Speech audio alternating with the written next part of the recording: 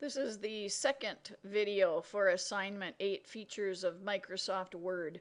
So we're picking up with paragraph 4 in assignment 8, and we're going to experiment with creating a chart or a graph in this paragraph, and then we're going to put it at the right-hand margin with text wrapped on the left side of it. So I'm going to go to the Insert menu, the Insert tab, and I'm going to choose Chart. And then we can do bar graphs of several kinds, line graphs, pie graphs, even some graphs I'm sure that you probably haven't used before. So you could scroll through later and try some different types here. I think bar graphs are pretty easy and pie graphs are quite easy, so I'm going to, for sake of seeing something different, I'm going to choose a line graph. And it will give me, and it does this a little too large, just bear with me a second. I'm going to make this window smaller so we can see it all and drag it here into my video range. So it's going to insert a chart for us, and let's see if you can see that in my Word document. It already gave us a sample of a chart, but it by no means is what we want it to be. It just gives us a starting template, so it's easy to type over the top. So I'm going to decide to call this, I'm going to do stock prices. So I'm going to pretend that I own 3 different stocks. Stock 1, stock 2, and stock 3.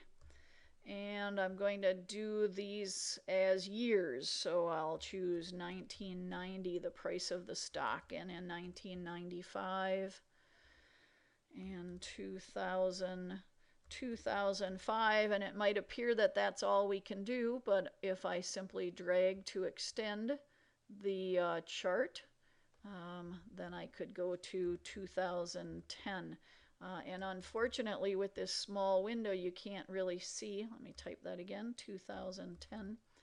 You can't see that the chart has been changing, so let me drag this out of the way for a minute so you can see. Oh, and it still has my mistake 21010 because I haven't hit return yet. So when I hit return, now you'll see that it fixed that. Okay, and I'm going to say, notice right now the graph goes from 0 to 6, and I'm going to have quite different range for the stock prices. So for example, let's say that this stock was $50 in 1990, and then let's just have this be pretty volatile. So hopefully your stock prices don't rise and fall quite this much, but it makes for a more interesting graph.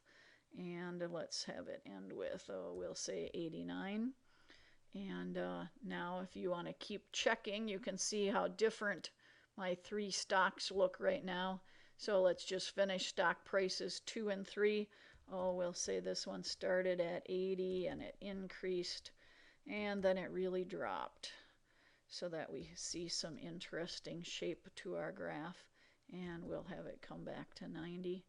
And let's say this stock started out at, we should have them look all different, 68, went to 78, went down to 48, went back to 78, and let's have it finish at 98. Okay, so this Excel chart, we're going to learn more about Excel tomorrow, so you're getting a good idea of how these grids are useful to us. And this close box isn't really going to make this data disappear. It's still in the background. So when I close that spreadsheet, it still gives me my chart. And I want to drag this down so it is in paragraph 3. And I can grab one of its corners to resize it, whatever size you want. So now I'm going to drag it down more so it is in the middle of paragraph 3, and now I want to get it formatted in the position that I want. So I'm going to choose Format, and I'm going to choose Position here, and this gives me a choice to put it at the right-hand margin, and that was what my directions were asking me to do. So that was supposed to be in my paragraph 4. So I'm going to drag it down into paragraph 4 rather than paragraph 3, so that when I save this file, which by the way, I should be saving more often in case something goes wrong. Okay, we've got just one more thing to experiment with in paragraph 5, and that is to insert a shape. And as a geometry teacher, this is what I use the most. So I would use triangles and rectangles and parallelograms, but here we're going to insert an arrow. We've got all kinds of choices, doesn't matter to me which one you pick. I'm going to pick our right hand arrow, and when I click and drag, you can see the arrow getting larger and smaller. You can make it whatever size you want. My directions say I want to fill it with yellow, so shape fill. Notice it's selected. If it wasn't selected, I couldn't fill it with anything, so I select it, fill it with yellow, and we want a blue outline.